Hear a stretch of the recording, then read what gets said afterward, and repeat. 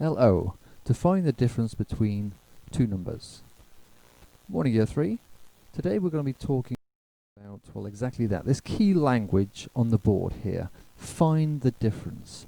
This came up in one of our worksheets a couple of weeks ago when we were looking at bar charts, and there was a question about what was the difference between last year's data and this year's data. And from doing it in the classroom before and doing it in the classroom this year, I realized that we don't talk about this, or maybe we do, but maybe it hasn't sunk in. What this actually means, find the difference. So we're going to do a whole lesson on it today. Here is a number line from 0 to 20. In essence, if I said find the difference between any two numbers, let's say find the difference between 5 and 10, is how much is between those two numbers. If I count from one to the other, how many jumps do I make? So I count from 5 to 10.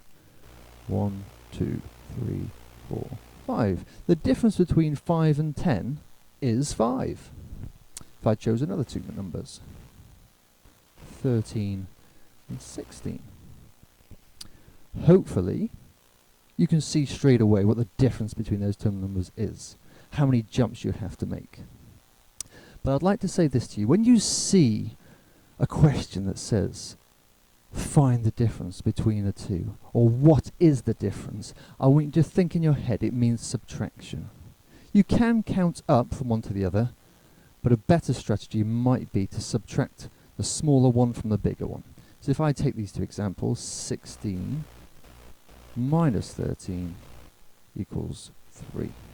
And we're going to talk about two strategies today to help us with this. I put it in massive letters here. This is strategy 1. Tell yourself this is the first strategy. Think about this as we go through the slides. The first strategy is for when you have to find the difference between numbers that are relatively close together. 7 and 14 aren't too far apart from each other. 3 and 6. 72 and 84 are kind of close to each other. They're relatively bigger numbers, but they're still quite close to each other. So this is strategy 1, for when numbers are close together. Here the question says, find the difference between 18 and 11. Remember, when you're finding a difference, we're taking the bigger number and we're subtracting the smaller number. You can see the bigger number as the whole. So if you have a part-whole diagram like we have down here, then the 18 is the whole and 11 is one of the parts. And we need to find out what goes in this box here. You could start on a number line. Count backwards to 11. 18, 17, 16, 15, 14, 13, 12, 11. And then count the jumps. 1, 2, 3, 4, 5, 6, 7. 18 take away 11 equals 7. Let's do another one. Find the difference between 75 and 86. Ask yourself, which is the whole? Which of those two numbers is going to go in this box here? We know that the biggest number always goes in this box here, which means 75 must be one of the parts. Now these are larger numbers than 18 and 11, but we can still do this because they're relatively close together. 75 and 86 are not a million miles apart. So we can do this on a number line if we like. If you wanted, you could count up from 75 to 86.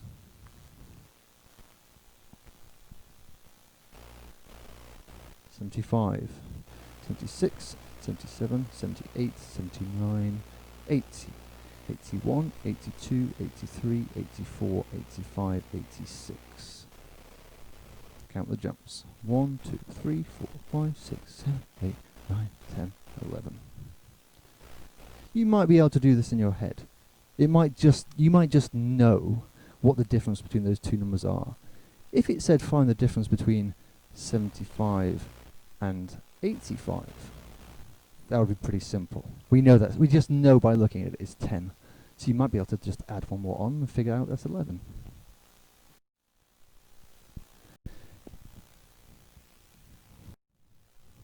Okay, strategy 2.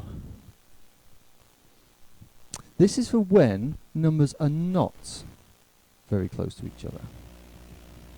When we can't count up on a number line, when it's not that easy to count in our head, we need another strategy to help us with this.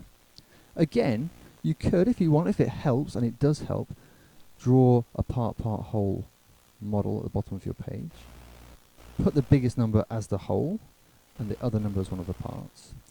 And then it helps to focus your mind that you need to figure out what goes here. Now remember, find the difference means subtraction. Or I should say, subtraction is a great strategy to find the difference. What strategy do you think might be great for this, to find the difference between 82 and 19? Pause the video, have a think. I'll give you a clue. We did it yesterday. You got it. Column subtraction. 82. Take away 19. Always the bigger number goes on top. And always we start in the ones column. 2. Take away 9. Cannot do it. Go next door. Take one of those 10s and put it there. 12 take away 9. 3. 7 take away 1. 6. 63. 63 is the difference between 82 and 19. Let's do one more. You may notice when it says find the difference that sometimes it doesn't start with the biggest number. But you know now that when you're doing subtraction, and you know now that that's a great strategy for find the difference, that you'll always start with the biggest number. A mistake that someone could make, but you will not, could be to set it out like this. Hopefully you can see that's completely wrong. We never have the smaller number on top.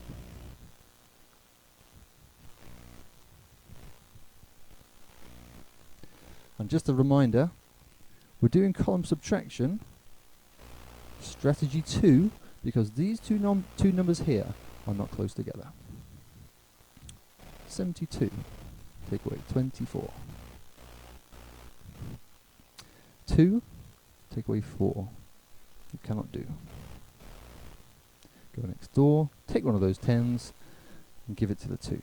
12 take away 4 is 8. 6 take away 2 is 4.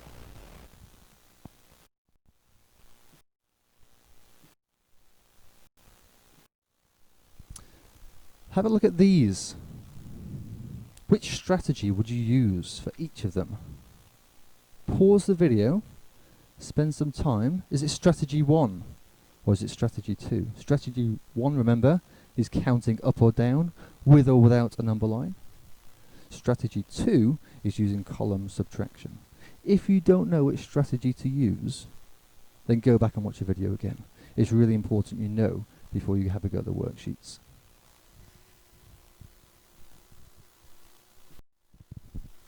Here's what our do it looks like today. You may notice that for some of them you'll use strategy 1 and for some of them strategy 2.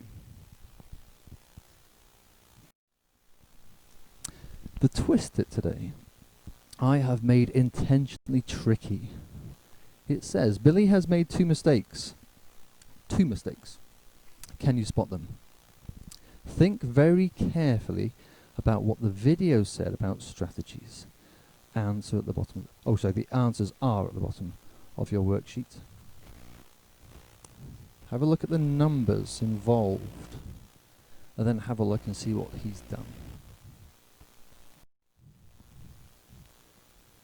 This is one of those questions I was talking about from our data handling a couple of weeks ago.